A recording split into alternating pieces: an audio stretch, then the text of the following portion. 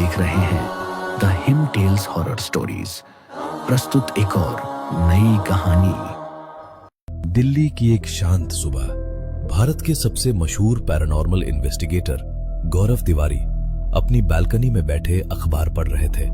आमतौर पर खबरें उनके लिए सिर्फ जानकारी होती थी, लेकिन आज एक हेडलाइन ने उनकी नजर पकड़ ली। मुंबई के हॉकिंस हॉस्टल में युवक पर भूतों का बेरहम हमला, गर्दन और पीठ पर मिले जानवरों जैसे खरोंच के निशान। इंटरेस्टिंग। मुंबई का हॉकिंस हॉस्टल। गौरव ने तुरंत अपना फोन निकालकर हॉकिंस हॉस्टल का फोन नंबर इंटरनेट से निकाला और डायल किया। हेलो, मैं गौरव तिवारी। क्या मेरी बात हॉस्टल के वार्डन के साथ हो सकती है?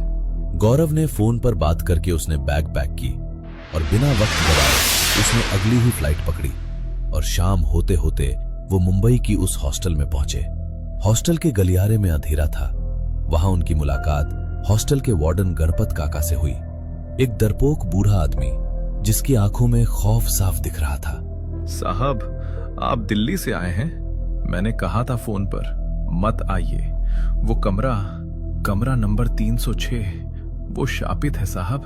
काका, जानोगे नहीं तो मानोगे कैसे? और शापित कुछ नहीं होता, नेगेटिव एनर्जी होती है जिसे साफ किया जा सकता है।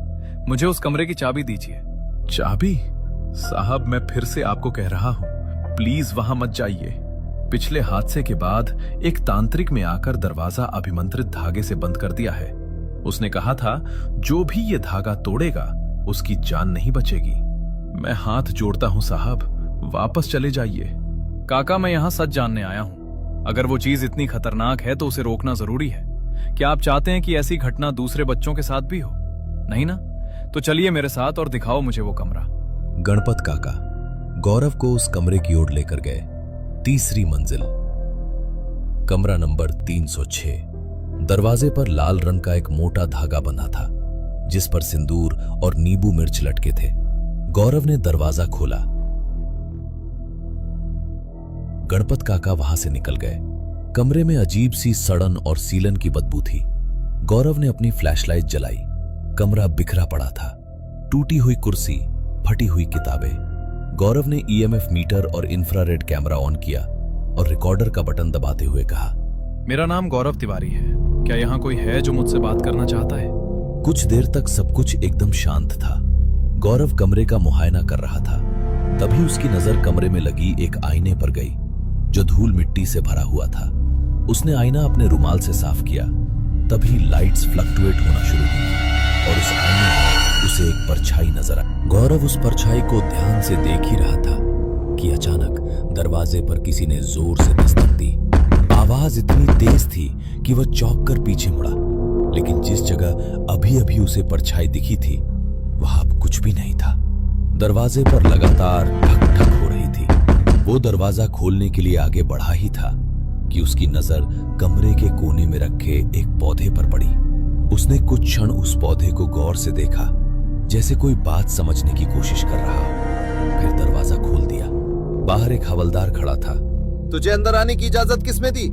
हवलदार ने कड़क आवाज में कहा, चल निकल यहाँ से, बड़ा आया भूत भगाने वाला। साहब, बस 5 मिनट दे दीजिए, मैं साबित कर दूंगा कि यहाँ सच में कोई है। लेकिन हवलदार ने उसकी एक न सुनी और उसे हॉस्टल से बाहर कर दिया। 2 दिन बाद भी उस परछाई का ख्याल गौरव के मन से नहीं निकला। उसने तय किया कि वो फिर हॉस्टल जाएगा। इस बार उसने वार्डन गणपत काका से बात की। काका, प्लीज इतना बताइए कि इस कमरे में जो घटना हुई है, क्या ऐसा पहले भी कभी हुआ है या ये पहली बार है? गणपत काका ने सिर हिलाते हुए कहा, नहीं बेटा, पहली बार ही हुआ है। मैं यहाँ 20 साल से काम कर रहा हूँ, लेकिन इतने सालों में ऐसा हादसा कभी नहीं देखा। गौरव कुछ पल चुप रहा, फिर बोला, ठीक है काका, अब बस इतना बता दीजिए कि जिस लड़के पर हमला हुआ था वो अभी कहाँ है?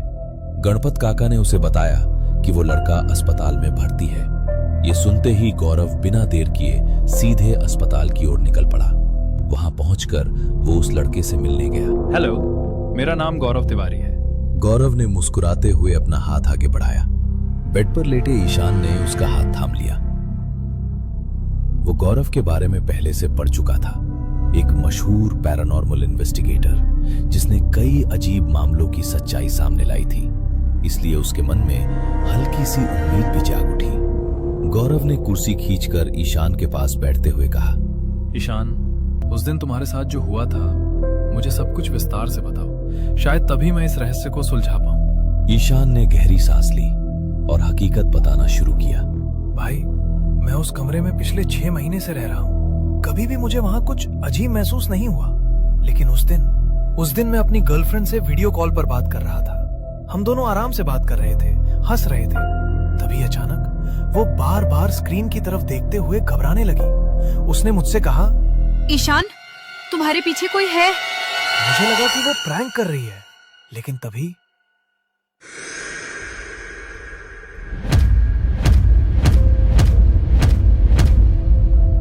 अच्छा हुआ कि उस दिन रोहिणी वीडियो कॉल पर थी, वरना मेरी बात पर कोई यकीन ही नहीं करता। ईशान की बात सुनकर गौरव कुछ क्षण सोच में पड़ गया। फिर उसने गंभीर स्वर में पूछा, उस घटना से पहले तुम कहाँ थे? क्या किया था? कहाँ गए थे? उस दिन से पहले की हर बात मुझे विस्तार से बताओ। ईशान ने याद करने की कोशिश की।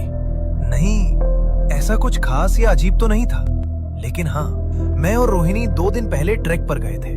वहीं एक पहाड़ी पर हमें एक अजीब सा पौधा दिखा था। ईशान की आंखों के सामने वो दृश्य जैसे फिर से जीवित हो उठा।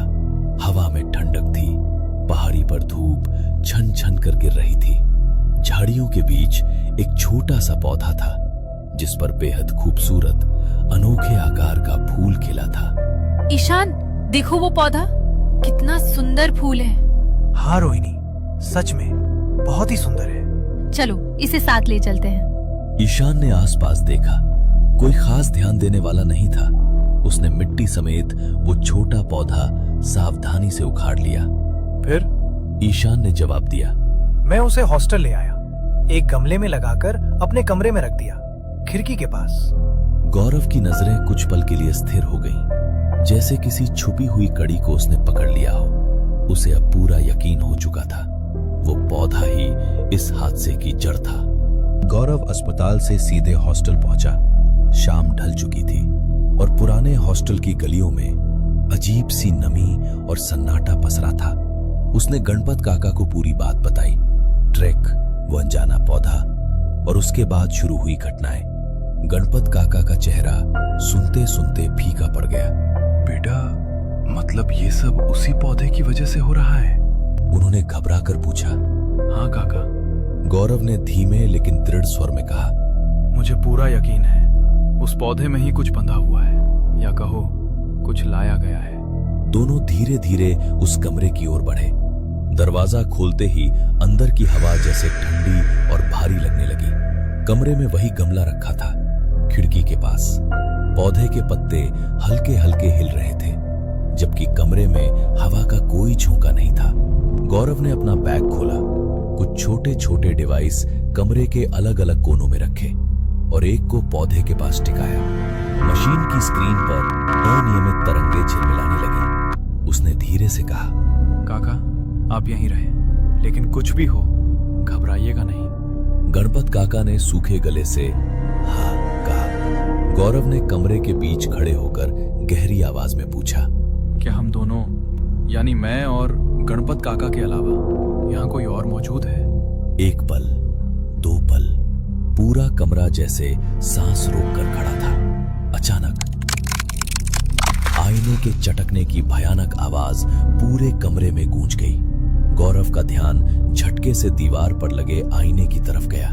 उसमें दरारें मकड़ी के जाले की तरह फैल चुकी थीं, लेकिन उसी क्षण उसके बगल में खड़े गणपत काका ने एक घुटी हुई कराह निकाली।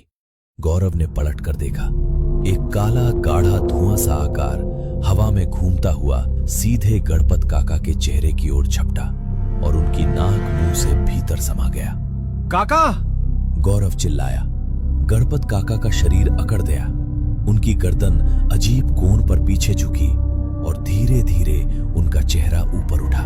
जब उन्होंने आंखें खोली, उनकी पुतलियां फैलकर पूरी तरह काली हो चुकी थीं, मोटी, गहरी, जैसे अंदर कोई और देख रहा हो।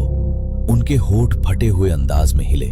आवाज उनकी थी, लेकिन स्वर किसी और का, खुरदुरा, भारी, गूंजता हुआ। ये कमरा अब मेरा है। गौरव ने दांत भींच लिए। छोड़ दो उन्हें, मैं कहता हूं छोड़ दो। गणपत काका या उनके भीतर की वो सत्ता धीरे धीरे उसकी ओर मुड़ी। उनके चेहरे पर एक विकृत मुस्कान फैल गई। उसी पल गौरव ने झटके से खिड़की के पास रखा गमला उठा लिया।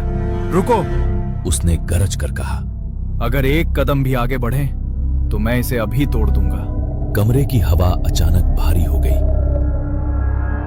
गणपत काका का शरीर झटका खाकर रुक गया। उनकी काली आंखें पौधे पर टिक गईं और पहली बार उस अधेरी उपस्थिति में डर झलक उठा। गौरव ने पौधे को दोनों हाथों से कसकर पकड़ लिया, जैसे अगले ही पल उसे चूर कर देगा। आखिरी बार कह रहा हूं, उन्हें छोड़ दो। अचानक गणपत काका का शरीर जोर से कांपा।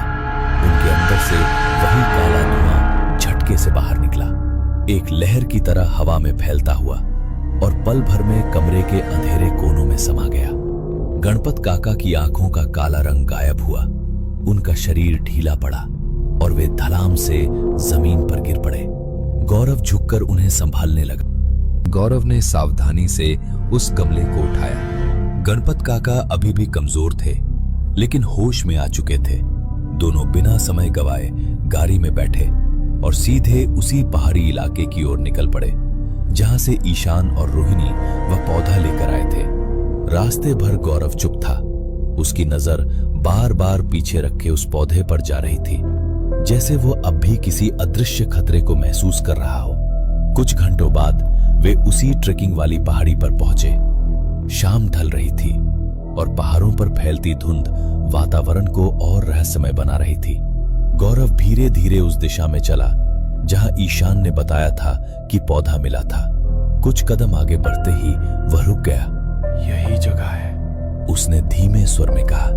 जमीन पर हल्का सा धसा हुआ गोल निशान था, मानो किसी ने हाल ही में वहां से कुछ उखाड़ा हो। गौरव घुटनों के बल बैठ गया। उसने दोनों हाथों से मिट्टी को समतल किया, फिर सावधानी से पौधे को उसी स्थान पर रोक दिया। उसने आसपास की मिट्टी दबाकर जड़ों को स्थिर किया, जैसे किसी चीज को वापस उसके कैद खाने में बंद कर रहा हो। लेकिन फिर उसकी नजर जमीन पर जमी धूल और सूखे पत्तों पर गई। उसने हाथ से वह परत हटाई और जैसे ही नीचे की मिट्टी साफ हुई, एक आकृति उभर आई।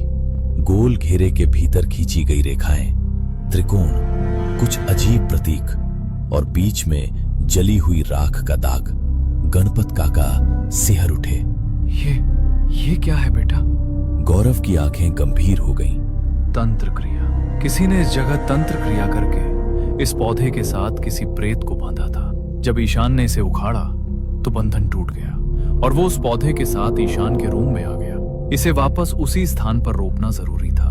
तभी हवा का एक ठंडा झोंका आया। पौधे के पत्ते हल्के से हिले और फिर स्थिर हो गए। गौरव कुछ क्षण उस आकृति को देखता रहा, फिर उठ खड़ा हुआ। अब ये यहीं रहेगा और जो भी इसमें बंधा है वो भी। उस दिन के बाद उस हॉस्टल के उस कमरे में फिर कभी कोई परछाई नहीं दिखी, न कोई अजीब आवाज, न कोई हमला, जैसे वहां कुछ हुआ ही ना हो।